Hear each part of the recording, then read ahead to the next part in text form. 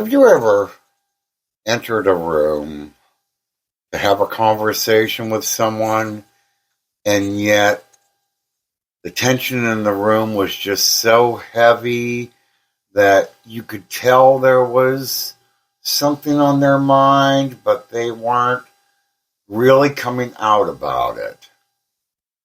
And how do you get them to talk about it? Yeah, so join us today as we take a look at, is silence really golden?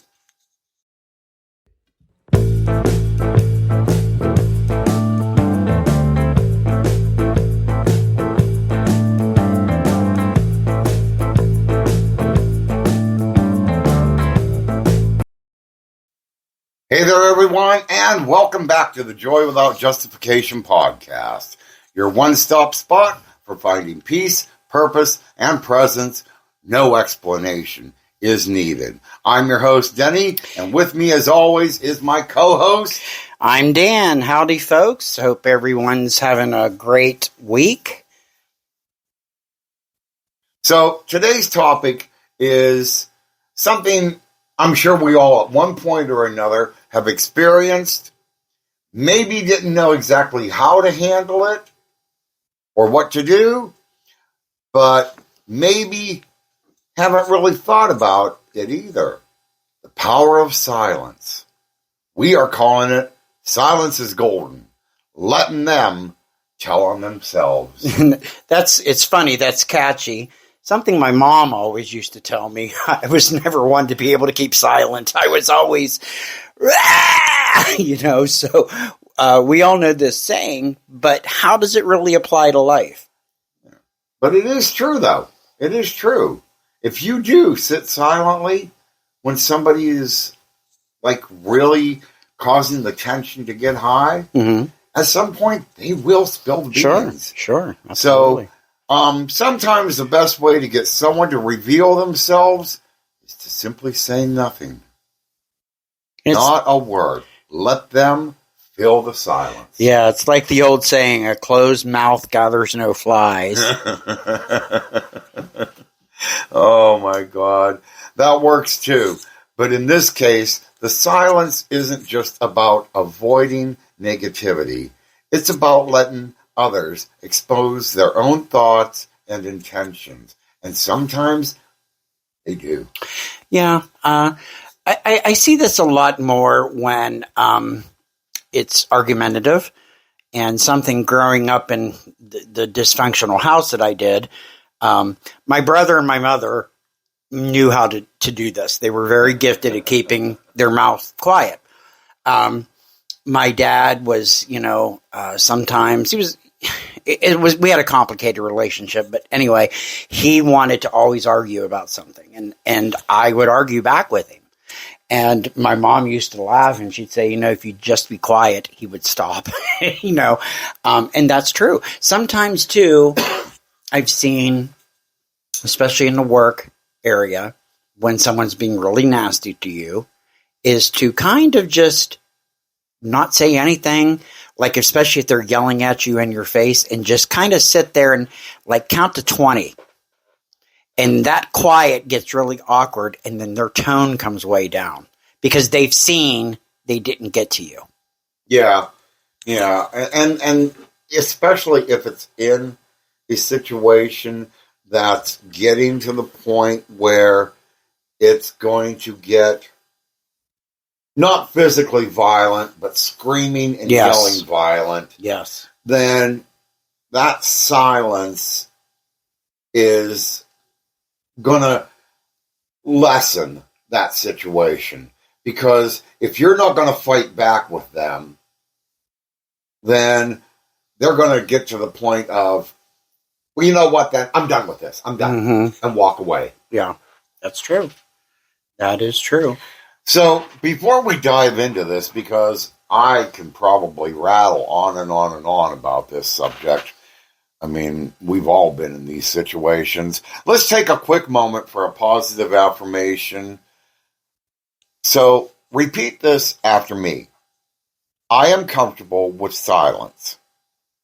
It allows me to listen to my inner wisdom and make clear decisions. Let's repeat that again. I am comfortable with my silence. It allows me to listen to my inner wisdom and make clear decisions. Now let's get back to this. So let's say you're in a negotiation or a disagreement or an argument. Sometimes by staying silent, you can put the pressure on the other person to explain themselves further.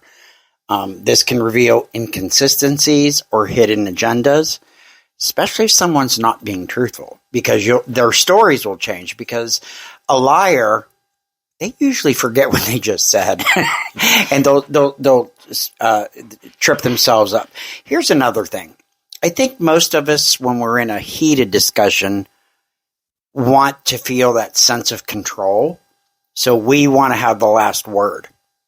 Well, yeah. Wait. But sometimes what I've seen is if you just get quiet, you take all that power and you take the fun away from them. And being quiet can just simply de-escalate that. And when you're quiet, you are in control. Because what you're doing is you are not reacting, you are responding. And if you just give yourself that moment to count to 5 to 10 to 20, however long you think is needed, you can answer rationally and with clarity, especially if there's spectators around, because who's going to look like the nut, the one screaming or the one that's in control? And that sort of goes back into our last podcast where we were talking about effective communication and listening skills. Yep. You know, the more you're quiet and you let them go on and on and on and on and on, sooner or later, like you said, yeah, they're going to tell on themselves. They're going to let their true feelings and intentions known. But the quieter you sit and listen to what they're saying, you're going to get a deeper feeling and understanding of what maybe brought this about. Sure. So, and sometimes it's not you.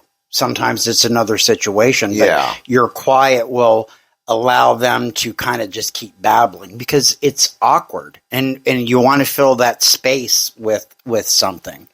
It's like playing a game of chess. In other words, you make your move, then you wait for theirs, and by staying silent, you can observe their next move and see what they choose to reveal. Yeah. So when the silence gets awkward, do you feel like you're being rude to not say anything, Denny? Not really. Not really. There's a difference between comfortable silence and awkward silence. And the true silence isn't rude. It's more being confident. Sure. Yeah. Confidence is a big thing a lot of us need to control.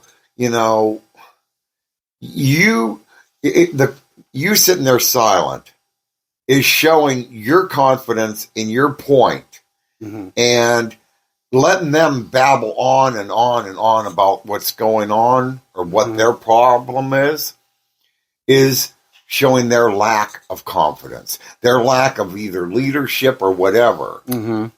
And this allows them then to more or less expose and get that off their chest. And sometimes that's maybe a good thing. Sure. I mean, sometimes if you sit there quietly and listen and let them go on and babble, that gets some that off their chest.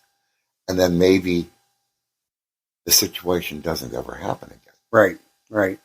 But it also shows that you are comfortable and waiting. And you are waiting for them to complete the picture before you respond. Sometimes, too, I know sometimes, it could be with your friends, but oftentimes we see it in work situations where someone might hand you that passive-aggressive, backhanded insult, and our reaction is when we feel like we've been slighted is to do a comeback. But sometimes what I read somewhere is to count to 10 and to kind of casually look at them and go, did you really mean what you just said? in a very calm voice. And especially if there's an audience, they'll try to take it back because now they're looking like an idiot. Yeah. Yeah. But that's everyone. I mean, and that's where, again, you need to have that confidence and that control in yourself to be like, you know what? Do I want to stoop down to their level? Do I want to stoop down and make a comment back just because of what they said? Yeah. Or do I want to look like the bigger, better person, not even respond to what they said? Mm-hmm. Just walk away. Yep. Just walk away. Yep. Who looks the bigger person? Right. And if it's someone that's being nasty, I think they want a reaction. They want to get a rise out of you, and when you don't give it to them, you just kind of deflated them. I know. And that's the fun part of it. They may go, "Wow, you noticed he walked away because I'm blah blah blah," but deep down, they really want you to get upset. Yeah. You know, and you've taken all that fun out of it. And anybody that truly knows you is going to know. Well, wait a minute. No, that's not the way he is. Right.